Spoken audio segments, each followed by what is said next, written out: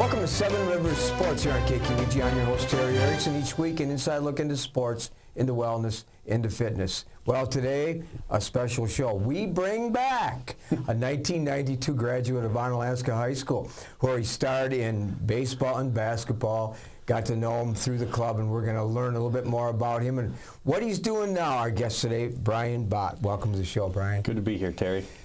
You and I have been friends for a long time since you were involved in the club, and we're going to talk a little bit about that. But let's go back down the kind of the yellow brick road, down memory lane to you growing up in Onalaska, your involvement into sports, and all the things you did. Let's start with that. Well, you know, I started sports at a very young age. My dad got me into it and played a lot of sports, which, you know, I still believe in right now.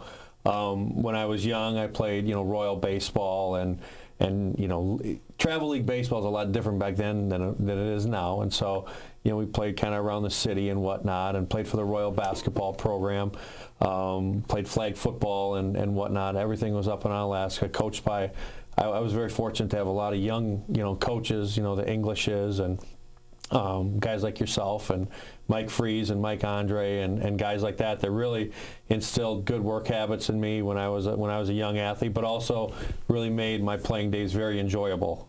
So you started when you were young, and I remember you, of course, and the coaches that you just reflected on still around and did a lot for young people, no question about it.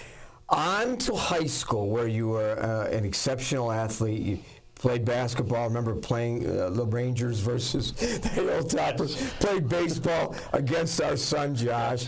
So, and your family, good friends. So, some defining moments as a high school athlete. Oh my goodness. Probably one of my most defining moments was when I was a junior. Got to go play in the Legion State tournament. Won the MVP there, and we won the Legion State tournament there. A very special moment for me because a lot of the kids on the Logan team, like your son, and some of the other kids, were very good friends, and a very good friend of mine was Ryan Tankey, and we were playing Logan one game, and I actually got a steal from Ryan to make a layup and to win the game, and they ended up coming back and pounding us pretty good before the state tournament run we had. But probably my most defining moment was obviously winning a state championship in 1992, and I always share it with young athletes what a great experience high school sports is, and for me to have probably one of my top successes in high school with some of my best friends was fantastic. So that was probably my most defining moment. Well, I remember that, and I remember when we sort of recruited you because we knew your character and your athletic ability, and you and Craig Cole and my son Josh, who still is an exceptional athlete like you. He's still in good shape. And the Logan kids, and then James Vosick, Tony DeRosa, some of those guys came over to the club to play. And that was sort of a forerunner of the AAU. Absolutely. You know, at that time there wasn't this NY2LA, these big circuits that they have now. It was kind of more of a, you know, we're going to get a group of guys and we're going to go play in Milwaukee against some kids that were from Milwaukee or some kids from Oshkosh, and you kind of were a local group of kids, you know, that we got together. But I thought we were a pretty good team for, you know, for what we gathered from just our area. We were very competitive with a lot of kids that ended up going and playing Division I basketball, you know, on a regular basis. But yes, the AAU circuit back then was quite a bit different than it is now. It is. Well, then the next chapter of your life, you go to Oshkosh. You are an exceptional baseball player there, and your bachelor's degree in exercise fitness. And, of course, part of that major, part of your classroom work certainly pointed in that direction leading to your career. But you also had a lot of great moments as a collegiate baseball player. Yes. You know, we were very successful. We were probably the best Division III baseball team, obviously of that era, maybe one of the best all time. 1994, we were national champions. The year before, we were runner-up. The 2 years after that, we took third place. So in my 4 years at Oshkosh, I took second, first, third, and third.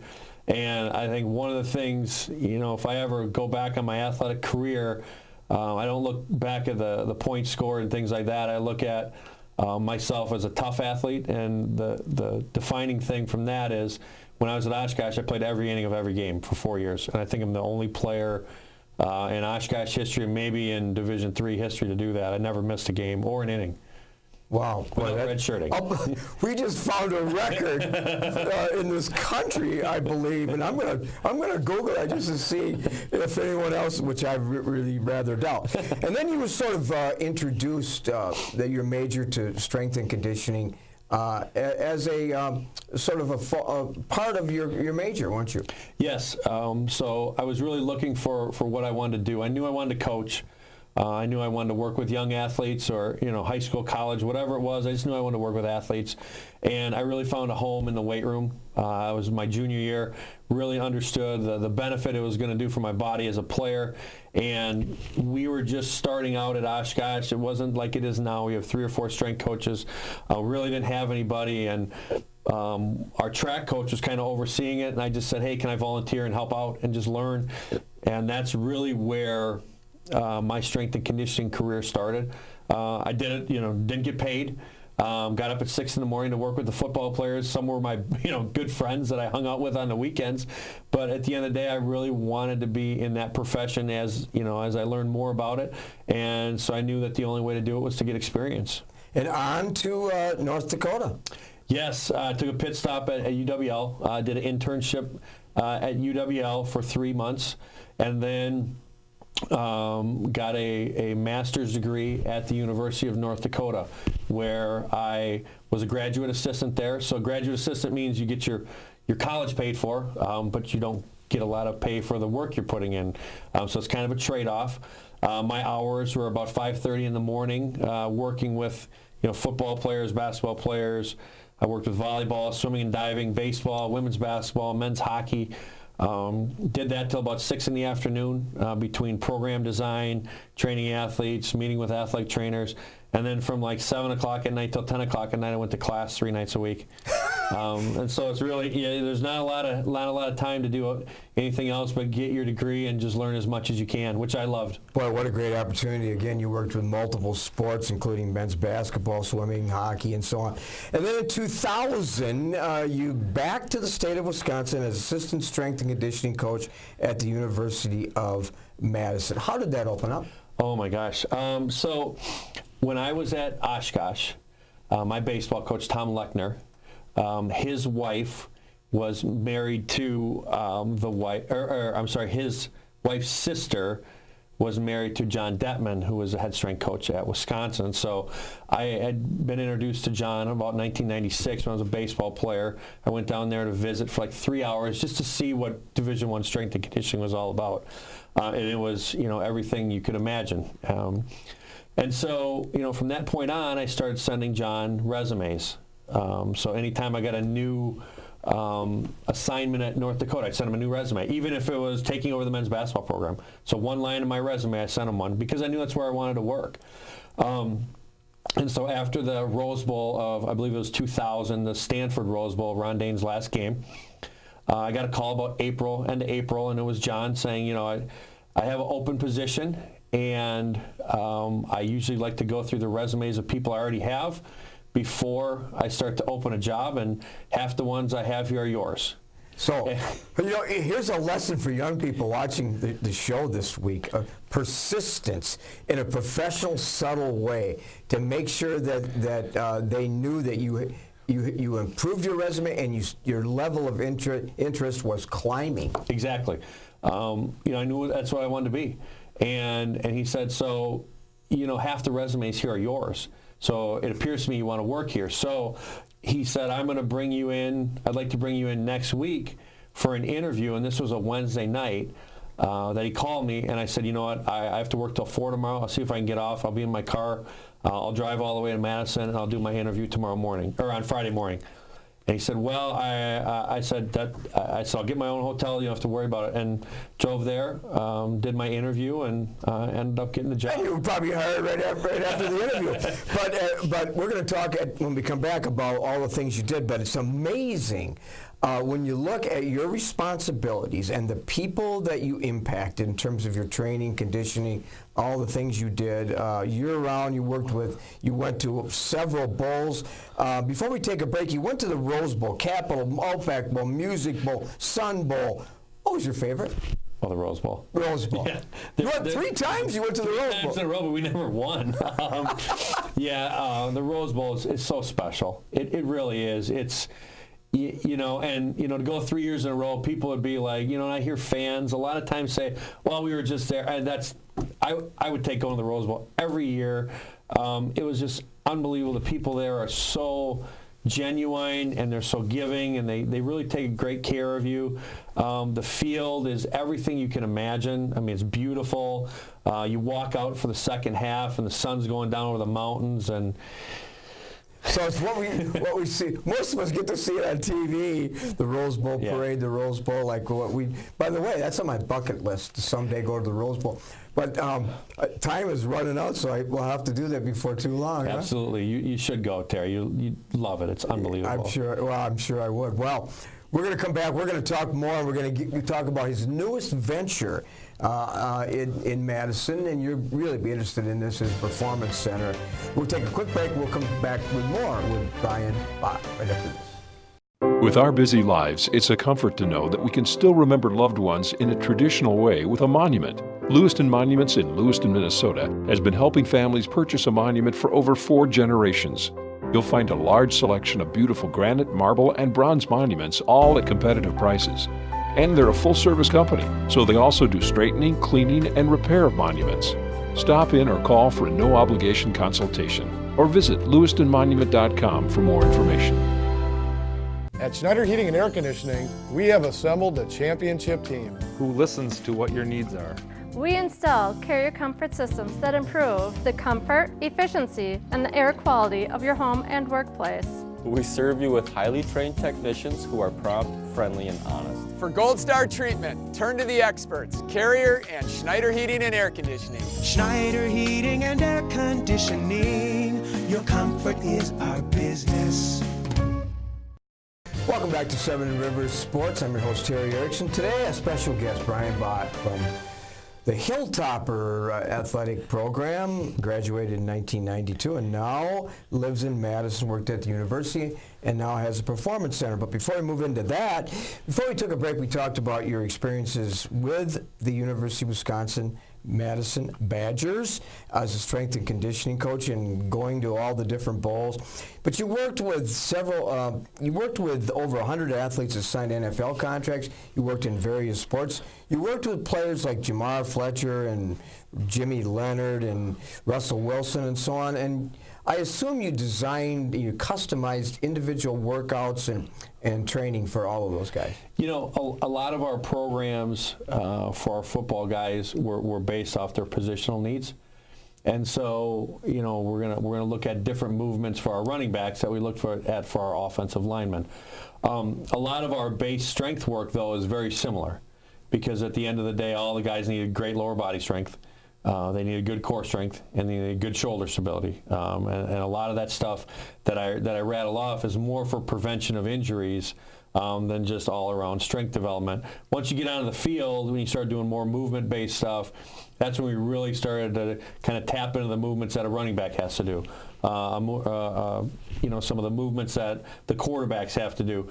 I trained Scott Tolzien and Russell Wilson. They're both quarterbacks, but they're both very different quarterbacks. And so, in 2010, I had to design certain things for Scott that he had to do that really fit into how his game, kind of shifted on the field. With Russell, he's a completely different player. So we did a lot more of the movement-based stuff to try and enhance his ability, to escape pressure and to do a lot of those other things. Were there any of those athletes, without perhaps getting into names, that were a little resistant to maybe some of the things that you wanted them to do in terms of your expectations?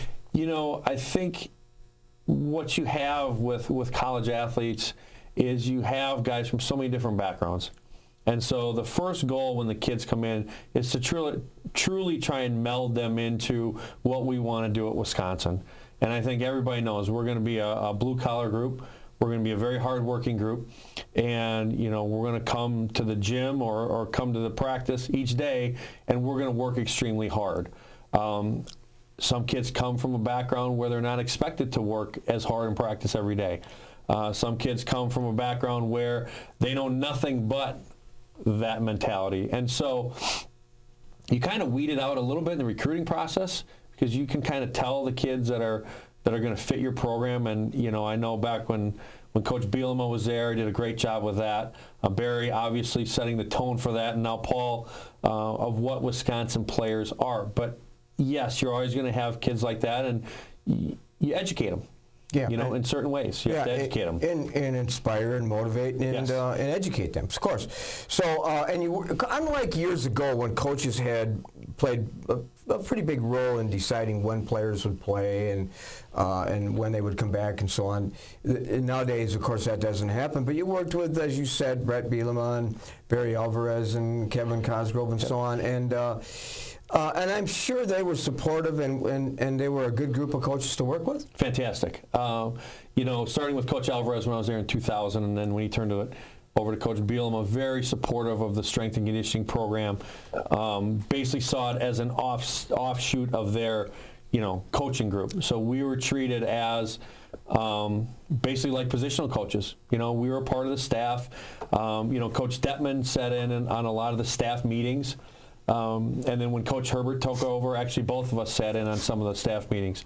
And so we were treated, and we were a part of the football staff, not kind of an offshoot or a support thing like that. So it's great, and I know how Paul runs it now. And it's great to feel like you're supported from the top down. In 2013, Brian Bott takes a leap of faith, basically, and begins the Sports AdvantEDGE, the Sports Performance Center. Now, for those that maybe are not familiar with the Sports Performance Center, it's a new evolution in terms of working with athletes of all ages. But I've been in various parts of the country, and I've been able to visit some of these sports performance academies in Phoenix and in Florida and so on. And I read an article about one recently that said that sports performance centers basically have changed the face of sports with deep insights into increasing performance and analytically increasing performance. So when you look, is that really the mission statement of the Sports AdvantEDGE in Madison? Our mission statement with our athletes is, first and foremost, we're going to be injury preventative first. We want to teach athletes how to properly do exercises in their weight room, on the field, teach them how to run properly and things like that. We're not as elaborate, and I don't believe in being as elaborate as some of the like an Exos or an IMG, things like that. They have far more resources than a lot of people. My main foundation is basically how I grew up in sports. Is you learn how to do things properly. If you can master the basics and master the technique, you can be a really successful athlete. And that's our foundational philosophy on what we do. Here's what's impressive. Over 1,000 athletes have trained there. You work with youth and high school and college and professional and weekend warriors like myself. But so the question is, why would I send my son or daughter, or why would I go to your performance center? A couple of reasons. First off, my level of experience is going to be higher and more in-depth than pretty much any high school coach that's going to be out there. I've worked with kids that have come into college. So one of the main reasons I did start Sports AdvantEDGE for high school and youth athletes is because I've seen so many kids, 18, 17-year-old kids, walk into the University of Wisconsin with pre-existing injuries, with pre-existing dispositions that don't understand how to do a squat properly, yet they, on their recruiting resume, say they can squat 500 pounds. And so, again, it comes back to our emphasis on teaching your son or daughter how to do everything properly and ensuring that every workout they do is monitored by our strength staff. So we don't, your son or daughter doesn't walk into our weight room or our facility and they get, a piece of paper and say, okay, we're going to take you through the warm-up and then go. If you got any questions, go. Absolutely not. We lead everything. So you customize it. So here's a question that authors have debated. Let's go back in time to the athletes in the 50s, 60s leading up to the modern era.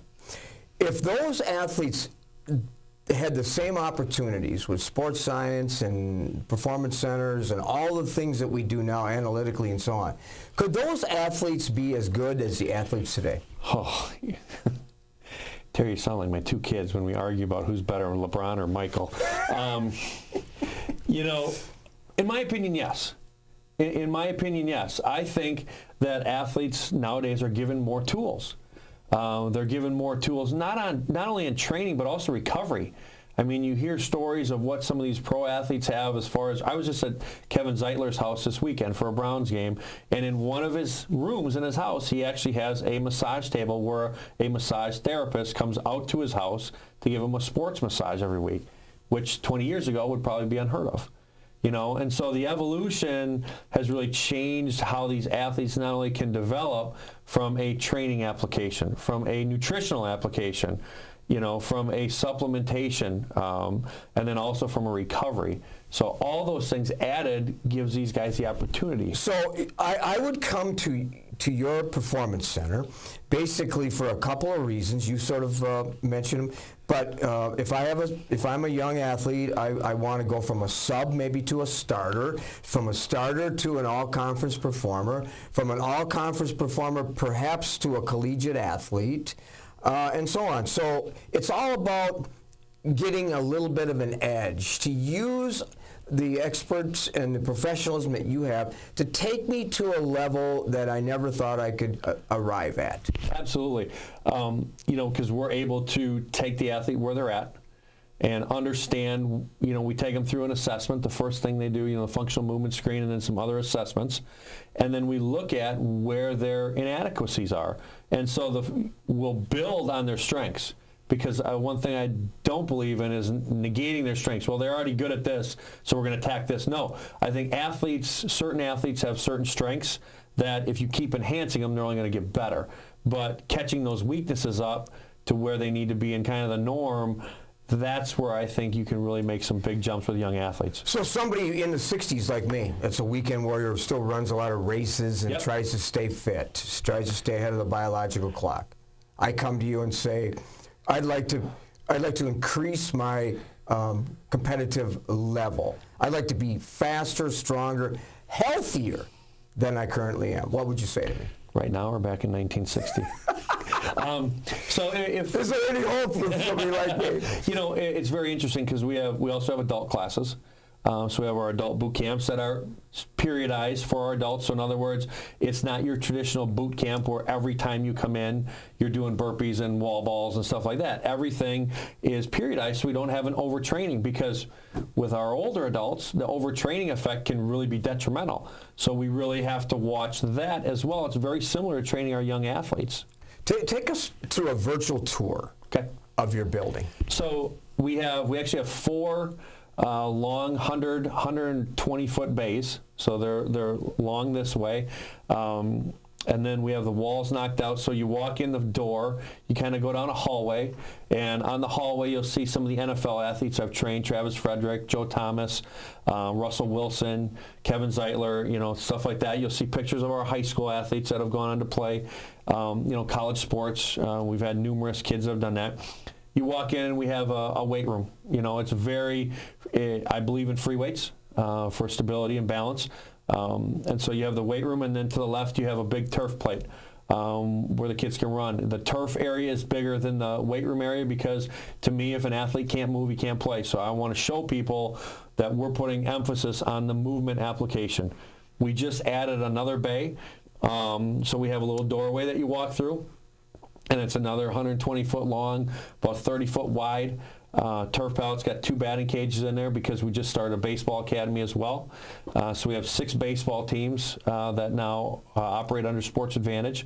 And you know. Well, here's a question our viewers are probably wondering.